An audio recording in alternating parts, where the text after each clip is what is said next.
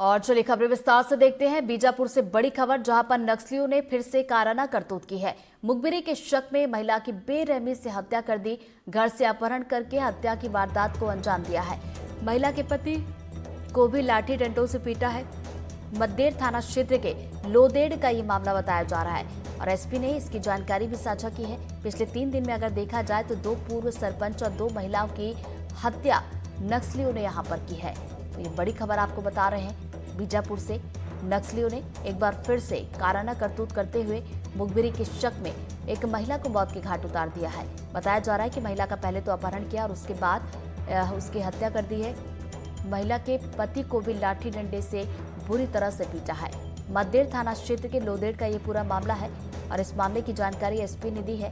और पिछले 3 दिनों में अगर हम देखें तो कुछ इसी तरह की वारदात नक्सलियों की तरफ से की गई है। नक्सली बौखलाए हुए अपनी मौजूदगी दर्ज करवा रहे हैं और 3 दिन में नक्सलियों ने 2 पूर्व सरपंच और 2 महिलाओं की जान ली है। तो बीजापुर से एक खबर आपको एक बार फिर से बता दें। नक्सलियों ने एक बार फिर से मुखबिरी के शक में एक महिला की हत्या यहां पर कर दी है और पिछले 3 दिन से हम लगातार देख रहे हैं कि मुखबिरी के शक में नक्सली इसी तरह की हरकतें कर रहे हैं। और इसी खबर पर ज्यादा जानकारी के साथ हमारे सहयोगी मुकेश चंद्राकर जुड़ गए, सीधा उनका रुख करेंगे। मुकेश, देखिए पिछले कुछ दिनों से हम लगातार देख रहे हैं कि मुखबिरी के शक में नक्सली ग्रामीणों की हत्या कर रहे हैं। पूर्व सरपंच की भी हत्या कर दी गई थी। तो क्या ये समझा जाए कि नक्सली अपनी मौजूदगी दर्ज करवाने की कोशिश कर रहे हैं?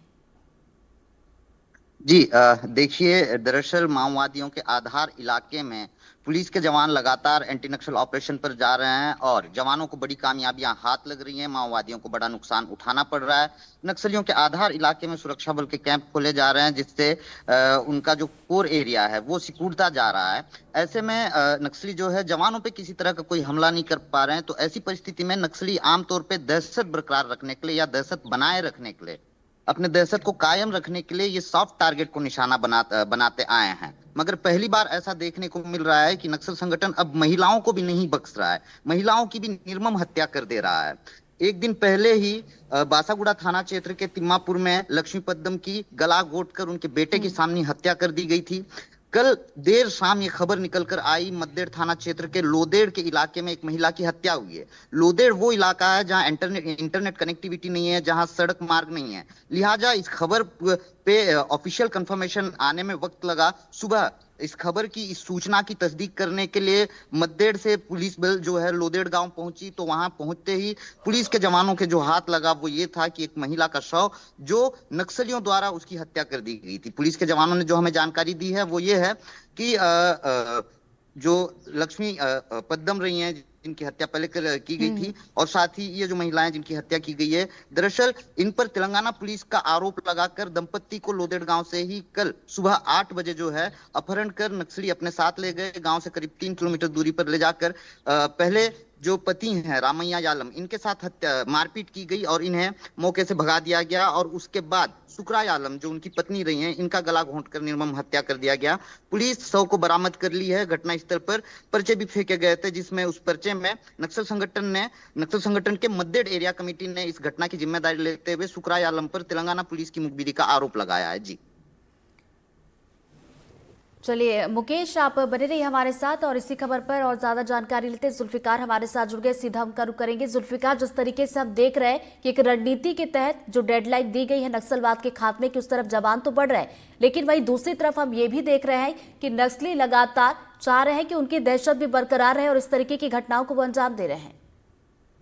आ, बिल्कुल ऋतु, जैसा कि हमारे सहयोगी मुकेश ने बताया और सच्चाई भी वही है। क्योंकि जिस तरीके से देखे बीते बीते 1 साल में लगातार जो एंटी नक्सल ऑपरेशन चला, उस एंटी नक्सल ऑपरेशन में लगातार माओवादियों को भारी नुकसान हुआ। 200 से ज्यादा माओवादी अभी तक मारे जा चुके हैं और लगातार उन इलाकों में सुरक्षा बल पहुंच रहे हैं जहां जिस इलाके को माओवादियों का गढ़ कहा जाता था, मतलब अबूझमाड़ का वो इलाका जो बीजापुर, नारायणपुर और सुकमा के और गढ़चिरौली के जो बीच का एरिया है, इन इलाकों में सुरक्षा बल पहुंच नहीं पाते थे। अब लगातार उन इलाकों में सुरक्षा बल पहुंच रहे हैं, कैंप खुल रहे हैं और भारी नुकसान माओवादियों को हो रहे हैं। और माओवादी तमाम षड्यंत्रों के बावजूद भी सुरक्षा बलों को नुकसान पहुंचाने में नाकामयाब हो रहे हैं। तो ये उनकी एक बौखलाहट है और इस बौखलाहट के चलते उस क्षेत्र में उनका जो पकड़ थी, जो जनताना सरकार उस क्षेत्र में चलाते थे, उस क्षेत्र में कहीं ना कहीं उनकी पकड़ कमजोर हो रही है, ये माओवादियों को लग रहा हो। और यही वजह है कि मुखबिरी के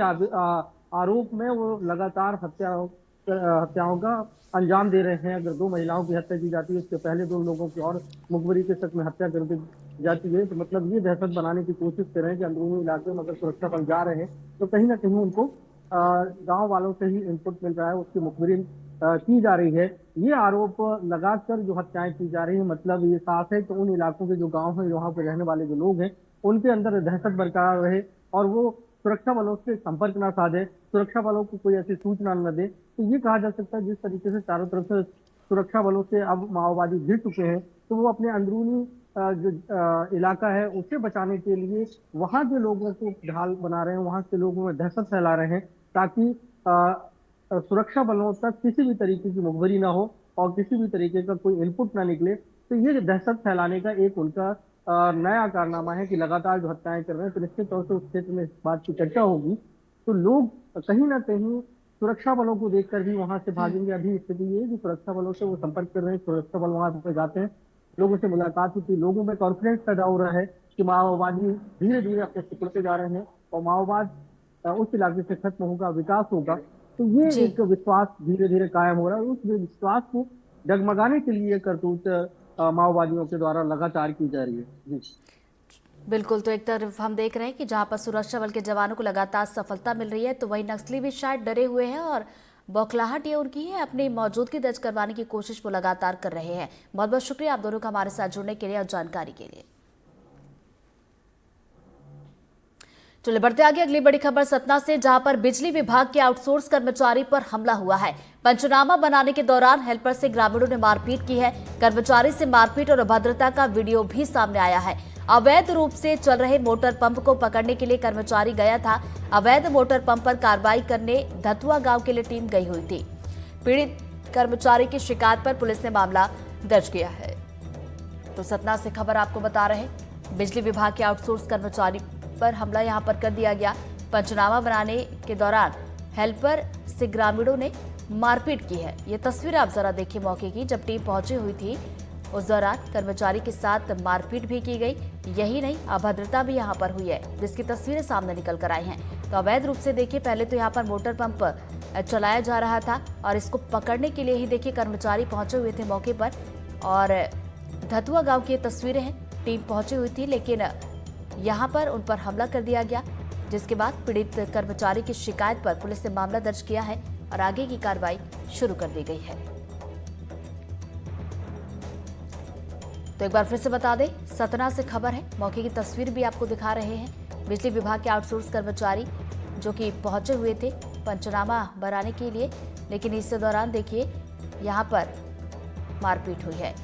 और इसी खबर पर ज्यादा जानकारी के साथ हमारे सहयोगी ज्ञान शुक्ला हमारे साथ जुड़ गए। ज्ञान, क्या ये पूरा मामला?